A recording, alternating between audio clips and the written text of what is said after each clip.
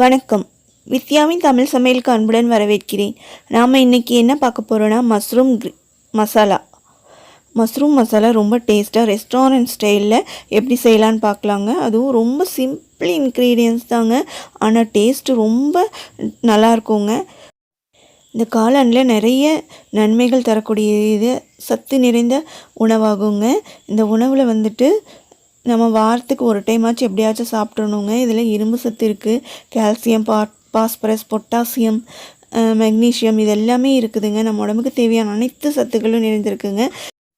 இப்போது ஒரு சமையல் சமைக்கும் போது அதோட பெனிஃபிட்ஸ் தெரிஞ்சு நம்ம சமைச்சோம்னா வீட்டில் இருக்கவங்களுக்கு நம்ம சத்தான உணவு கொடுக்குறோன்ற திருப்தி வருங்க. இப்போ நம்ம எப்படி செய்யலான்னு பார்க்கலாம். அதுக்கு முன்னாடி வித்யாவின் தமிழ் சமையல் சேனலுக்கு லைக் பண்ணுங்கள், ஷேர் பண்ணுங்கள், சப்ஸ்கிரைப் பண்ணுங்கள், கீழே இருக்க பெல் ஐக்கானையும் ப்ரெஸ் பண்ணிடுங்க. அப்போ தான் நான் போடுற வீடியோஸ் எல்லாம் வரும்.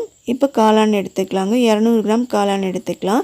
காளான் வந்து நல்லா க்ளோஸாக இருக்கிற மாதிரி, காம்போடு ஒட்டி இருக்கிற மாதிரி பார்த்து காளான் எடுத்துக்கோங்க. விரிஞ்சிருந்தால் அது பழைய காளான்ங்க, பார்த்து வாங்கிக்கோங்க. இந்த காளானை வந்து நம்ம எப்படி சுத்தப்படுத்துதுன்னு பார்க்கலாம். அதில் இருக்க தோலெல்லாம் நீக்கிக்கலாங்க. இந்த தோல் நீக்கிறனால அதில் இருக்க மண், டஸ்ட்டு எல்லாமே போயிடுங்க. இப்போ பாருங்கள், இதே மாதிரி ஈஸி தாங்க காளான் சுத்தப்படுத்துறது, ரொம்ப ஈஸி. சும்மா மெதுவாக சாஃப்டாக இழுத்தாலே அந்த தோல் வந்துடுங்க. இந்த காளான் வளர்றது வந்து மண்ணுக்கிட்ட வளர்கிறதுனால நிறைய டஸ்ட் இருக்குங்க. அது வந்து கழுவுறதுனால அவ்வளோ டஸ்ட்டு போகுமான்னு எனக்கு தெரியல. அதனால் இந்த மாதிரி தோல் எடுத்துட்டு நம்ம க்ளீன் பண்ணி சுத்தமாக சுகாதாரமாக சமைக்கலாங்க. ரொம்ப ஈஸி தான். இன்னொரு முறை இருக்குதுங்க அதை சுத்தப்படுத்துறது. அதை வந்து நான் லாஸ்ட்டாக சொல்லியிருக்கேன், ஸ்கிப் பண்ணாமல் வீடியோ முழுசாக பாருங்கள். இப்போ நம்ம எல்லாமே தோலெல்லாம் எடுத்து க்ளீன் பண்ணி எடுத்து வச்சுக்கலாம். பாருங்கள் நான் எப்படி பண்ணுறேன்னு சொல்லிவிட்டு அதே மாதிரி நீங்களும் எடுத்து வச்சுக்கோங்க.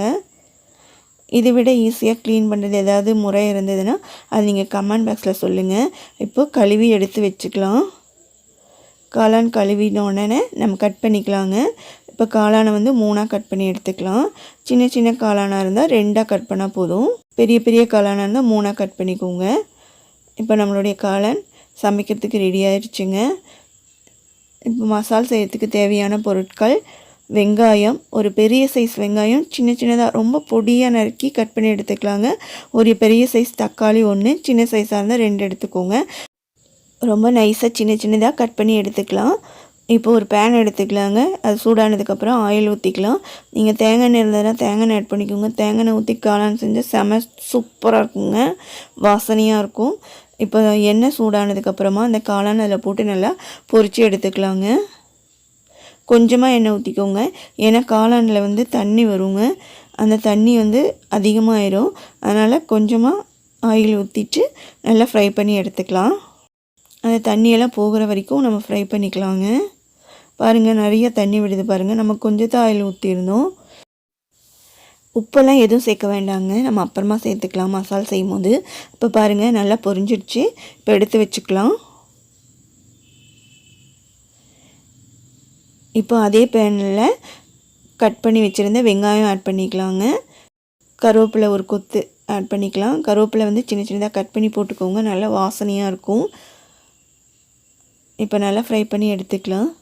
நீங்கள் சின்ன வெங்காயம் கூட ஆட் பண்ணிக்கலாங்க. சின்ன சின்னதாக கட் பண்ணி எடுத்துக்கோங்க, ரொம்ப டேஸ்ட்டாக இருக்கும் சின்ன வெங்காயம் போட்டாலும்.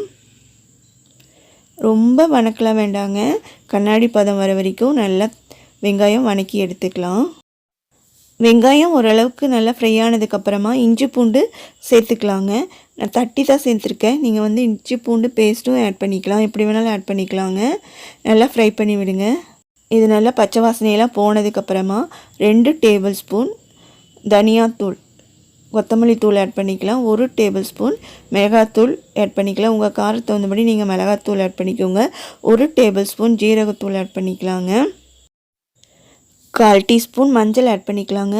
இப்போ எல்லாமே நல்லா மிக்ஸ் பண்ணிக்கலாம். இதில் இருக்க பச்சை வாசனையெல்லாம் போகிற வரைக்கும் நல்லா ஃப்ரை பண்ணி எடுத்துக்கலாங்க. மீடியம் ஃப்ளேம்லேயே இருக்கட்டுங்க, ஹை ஃப்ளேமில் வச்சிட்டிங்கன்னா கருகி போயிடும். இப்போ இது நல்லா பச்சை வாசனையெல்லாம் போனதுக்கப்புறமா தக்காளி ஆட் பண்ணிக்கலாம். தக்காளி வந்து நல்லா பொடியாக கட் பண்ணி ஆட் பண்ணிக்கோங்க. எல்லாமே நல்லா மிக்ஸ் பண்ணி விடுங்க.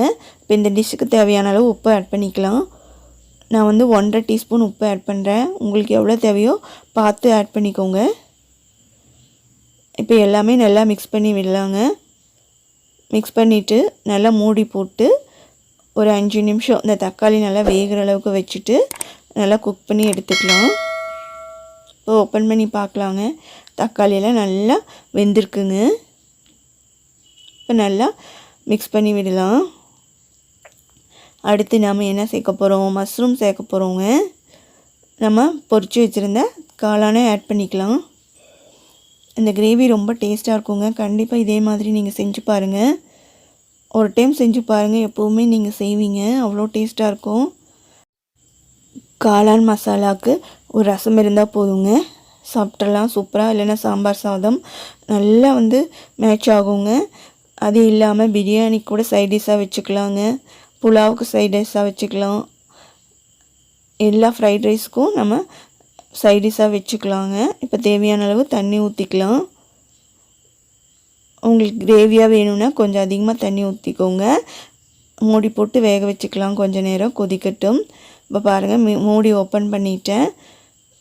பார்க்கவே நல்லா இருக்குல்ல. இப்போ நல்லா மிக்ஸ் பண்ணி விட்டுக்கலாங்க. உங்களுக்கு கிரேவியாக வேணும்னா இப்போவே ஆஃப் பண்ணிக்கலாங்க. நம்ம மசாலா செய்ய போகிறதுனால நல்லா திக்காக்குறோம், அதனால் நல்லா கிளறி விட்டுட்டே இருக்கலாங்க கொஞ்சம் நேரம். இப்போ அந்த தண்ணியெல்லாம் வற்றினதுக்கப்புறமா கொத்தமல்லி தழை ஆட் பண்ணிக்கலாங்க. இது ஆட் பண்ணுறதுனால ரொம்ப டேஸ்ட்டாக இருக்குங்க. கொஞ்சம் நிறையாவே ஆட் பண்ணிக்கோங்க. இப்போ நல்லா மிக்ஸ் பண்ணி விடுங்க. அவ்வளோதாங்க, நம்மளுடைய மஷ்ரூம் மசாலா ரெடி ஆயிடுச்சு.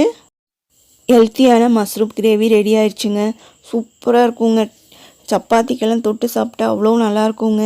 தோசைக்கு சாப்பிட்லாம், எல்லாத்துக்குமே சைட் டிஷ் இது ரொம்பவே பொருத்தமாக இருக்குங்க. பூரிக்கு சாப்பிட்லாங்க. இதே மாதிரி நீங்கள் செஞ்சு பார்த்துட்டு உங்கள் ஃபீட்பேக்கை கீழே இருக்க கமெண்ட் பாக்ஸில் சொல்லுங்கள். இப்போ அந்த மஷ்ரூம் க்ளீன் பண்ணுறது இன்னொரு மெத்தடு நான் எப்படி சொல்லித்தரேன் பாருங்கள். மைதா மாவு தாங்க. மைதா மாவு நல்லா இந்த மஷ்ரூம் ஃபுல்லாக தடவிக்கணுங்க. மஷ்ரூம் ஃபுல்லாக தடவிட்டு பைப்பு தண்ணியில் அப்படியே ஆன் பண்ணி விட்டுட்டு நீங்கள் க்ளீன் பண்ணிங்கன்னா அதில் இருக்க மண்ணெல்லாம் போயிடுங்க. ஈஸி மெத்தடு தான். ஆனால் எனக்கு பிடிச்சது ஃபஸ்ட்டு மெத்தடு தாங்க. நான் எப்போவும் தோல் உரித்து தான் காளான் சமைப்பேங்க. ரொம்ப சூப்பராக இருக்குங்க. உங்கள் ஃபீட்பேக்கை கீழே இருக்க கமெண்ட் பாக்ஸில் கண்டிப்பாக சொல்லுங்கள். வித்யாவின் தமிழ் சமையல் சேனலுக்கு லைக் பண்ணுங்கள், ஷேர் பண்ணுங்கள். கண்டிப்பாக மறக்காமல் சப்ஸ்கிரைப் பண்ணிக்கோங்க. கீழே இருக்க பெல் ஐக்கானையும் ப்ரெஸ் பண்ணிவிடுங்க. அப்போ தான் நான் போடுற வீடியோஸ்லாம் வரும். மஷ்ரூம் மசாலா நான் டேஸ்ட் பண்ணி பார்க்க போகிறேன், வாங்க சாப்பிட்லாம். செம சூப்பராக இருக்குங்க. கண்டிப்பாக செஞ்சு பார்த்துட்டு உங்கள் ஃபீட்பேக்கை கண்டிப்பாக சொல்லுங்கள்.